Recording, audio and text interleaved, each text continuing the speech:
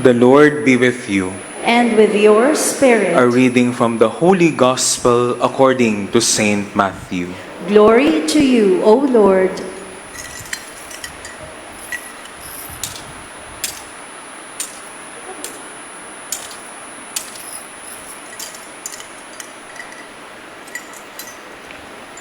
At that time, Jesus exclaimed, I give praise to you, Father, Lord of heaven and earth. For although you have hidden these things from the wise and the learned, you have revealed them to little ones. Yes, Father, such has been your gracious will. All things have been handed over to me by my Father. No one knows the Son except the Father, and no one knows the Father except the Son, and anyone to whom the Son wishes to reveal him. The Gospel of the Lord. Praise to you, Lord Jesus Christ.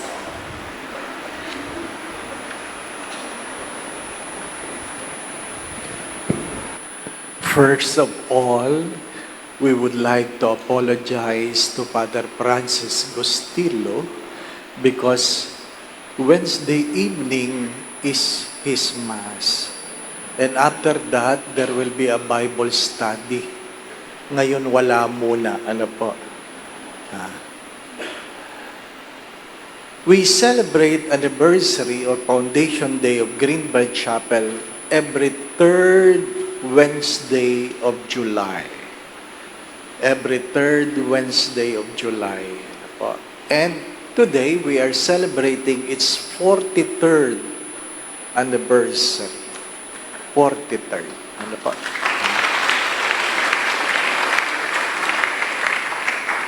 After the homily, there will be renewal of commitment for our servants. We thank them for generously giving themselves, their talent, their time in this chapel as they serve the Lord. The first reading is very much fitting for our celebration.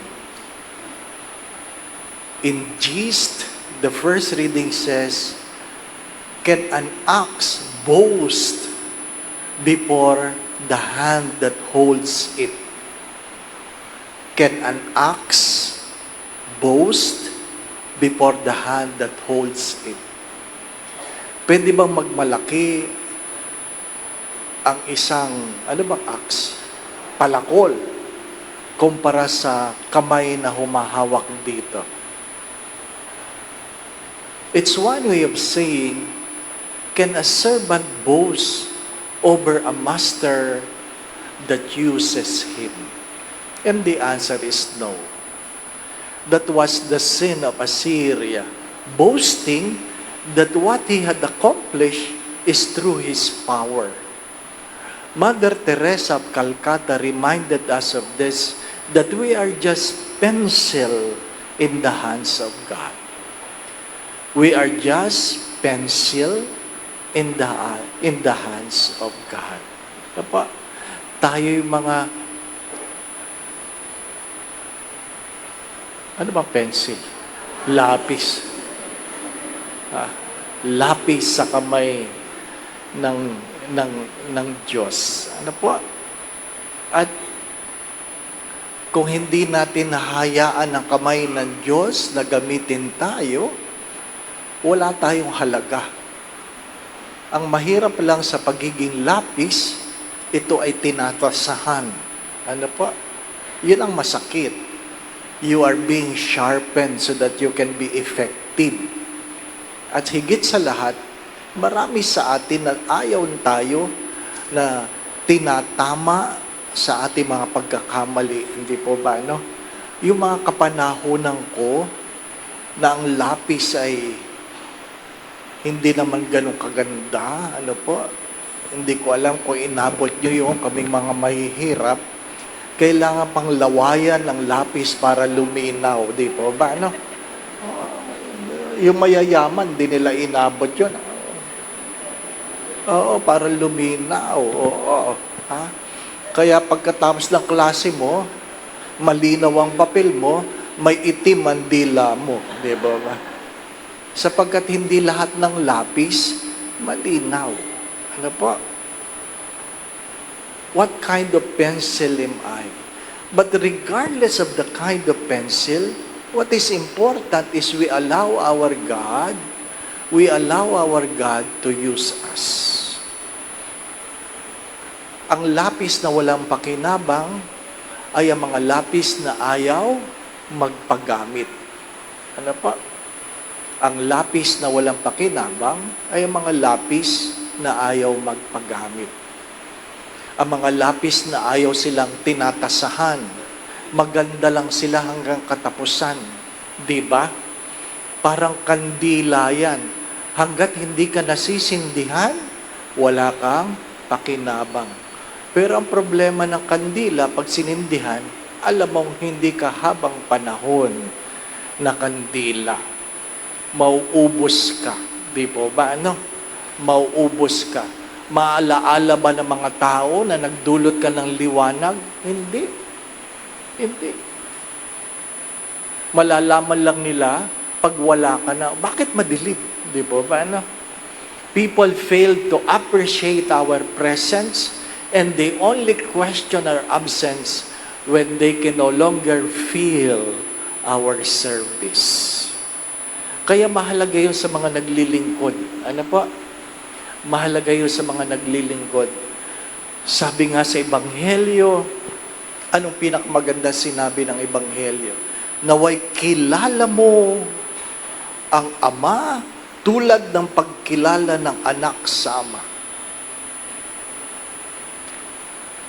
That the servants know who his master is. Ang iyong pinaglilingkuran ay hindi ang kura paroko. Ang iyong pinaglilingkuran ay ang Diyos. Bagamat maraming kwento sa mga parokya na kung saan ang pinaglilingkuran ay ang kura paroko. Kaya pag nalipat ang kura paroko, lumilipat din ang servants. Diba? So hindi sila servant ng chapel. Servant sila ng kura paroko. Diba ba? No? Well, ganun talaga, di ba? No? Ganun talaga ang buhay. Baka ang kaligtasan ay nasa kura paroko. Di ba? No? Hari nawa, ang kura paroko magsabing inililigtas kita. Di ba? No? My dear friends, my dear brothers and sisters, walang sino mang maliit sa harapan ng Diyos. Everyone has a role. Everyone has a purpose. We only need to recognize who we are before God. And as I always say this, if we fail to know our purpose, we distract ourselves with pleasure. If we fail to know our purpose, we distract ourselves with pleasure. Tatlo lang naman ang paulit-ulit kong sinasabi. Anong purpose? We are created to praise God. We are created to share the gospel. We are created to serve the poor. Para maintindihan nyo, our vision is to be with God, praising God. That is our ultimate vision. That in the banquet in heaven, we will partake of the food and we will worship the God whom we recognize the God of our service. That is our vision. What is our mission? To preach the gospel.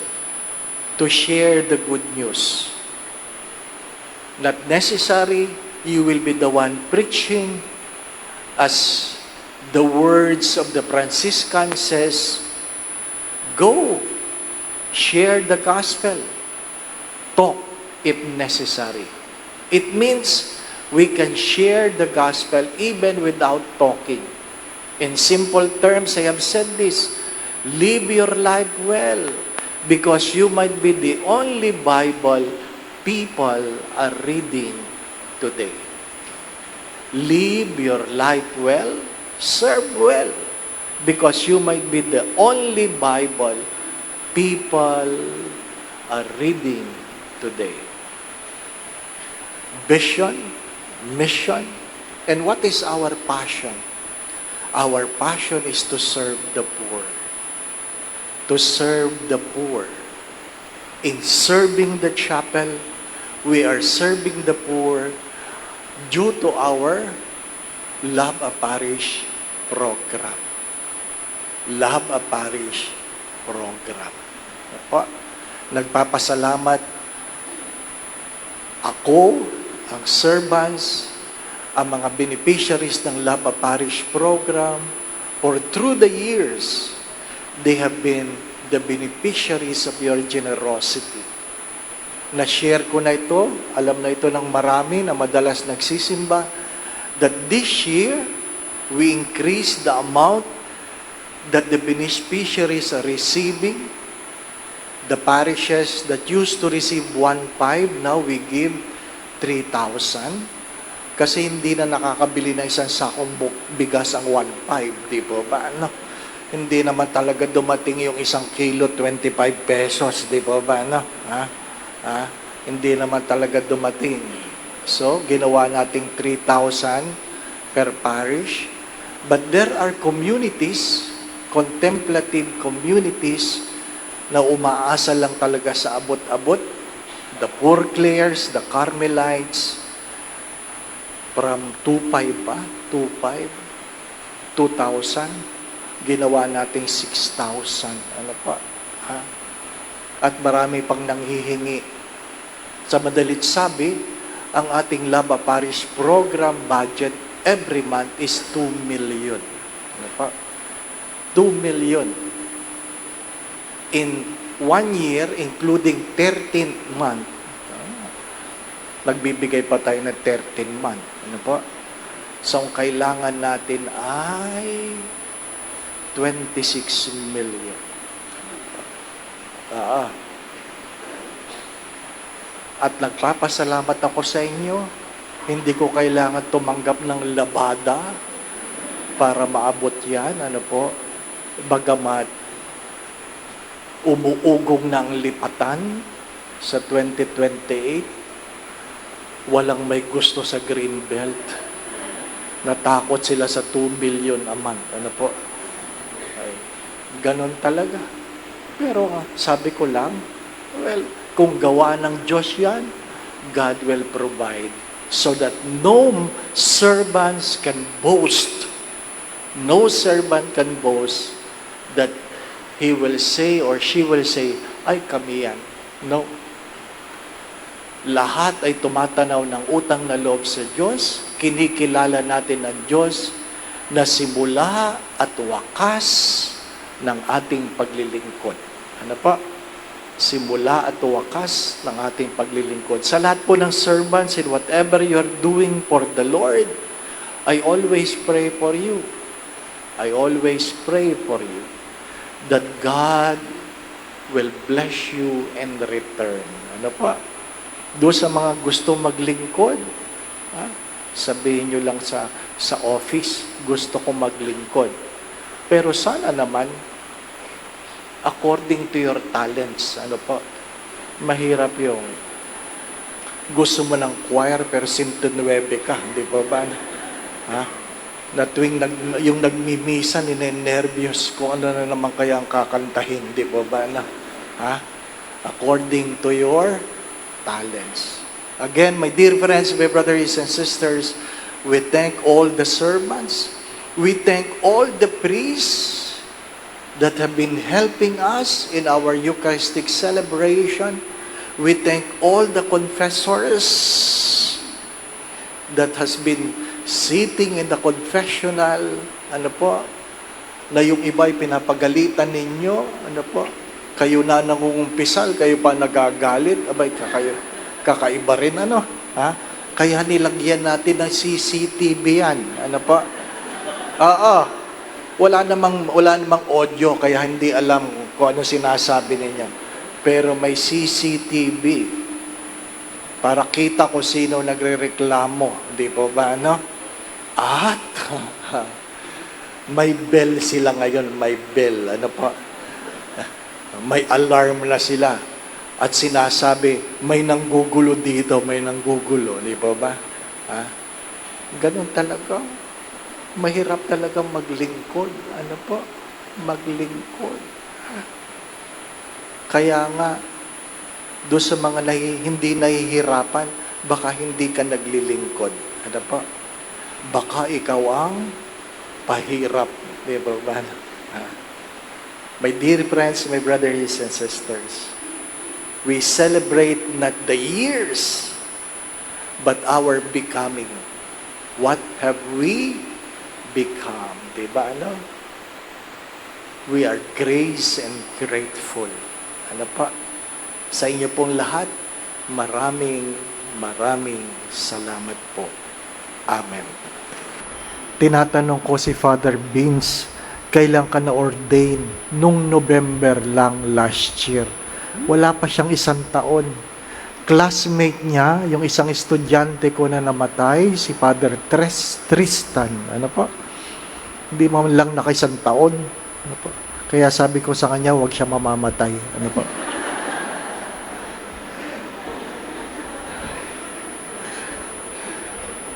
Estudyante siya ni Father Francis Gostilo. Yan.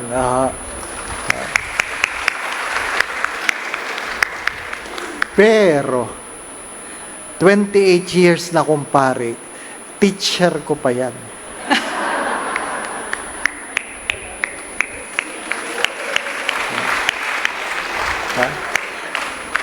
Teacher ko yan. Kaya nung na-assign ako dito, sabi niya, misa ko sa iyo. Siya pang namili ng oras. Ano po? Mabait ako na. Nagpapasalamat tayo, ano po, sa mga pari. At sabi ko nga, I am now given another assignment as vocation director and part of the vocation team of the Archdiocese of Manila. Ano po? I'm not only campaigning for Manila, even though konti lang ang nagpapari sa Maynila. Ano po? Sa Bataan, ang pari nila ay 36 lang. 36. Nandun si Bishop June ngayon, 36. Sa isang taon, 4 na ang patay. Ano po? Kaya 32 na lang. Ano po? Ha? Kaya nangangampanya ako ng pari para sa Bataan. Ano po? Ha? Kasi ay talagang lalong mahihirapan yung natitira. Ikalawa, for the past several years, wala pong ordination sa at sa Diocese of Parañaque. Baka may taga Parañaque dito. Ano po? Ha?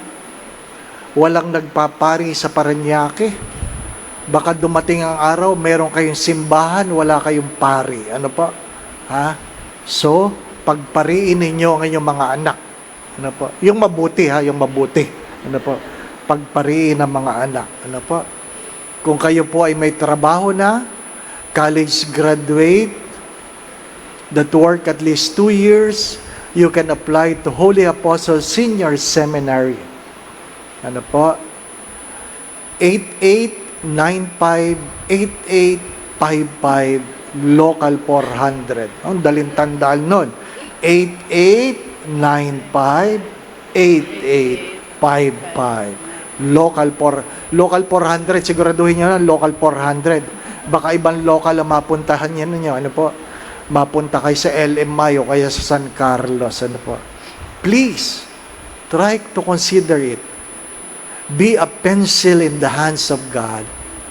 And it might be priesthood for you. It might be priesthood for you. Ano po? Yung mga magulang, huwag kayong madamot. Hindi inyong anak yan. Pinahiram lang sa inyo ng Diyos. Ano po? Yung mga may boyfriend na mabait, matalino, masipag, gwapo, sabihin mo, magpari ka. Ano po? Bigay mo na sa Diyos. Okay, let us all rise. Today we are celebrating the 43rd anniversary of Greenbelt But today, I also, or our family is also celebrating the birthday of our brother Titan, whom we lost last year. 65 lang, maagang kinuha ng Diyos. Life is short, and for some, it is much shorter. Use your time for God. Use your time for God. Do not forget this. Be the pencil in the hands of God. The Lord be with you. And with your spirit. Baka makalimutan ko lang, mayroon pong paborger daw sa inyo, may paborger. Ano po?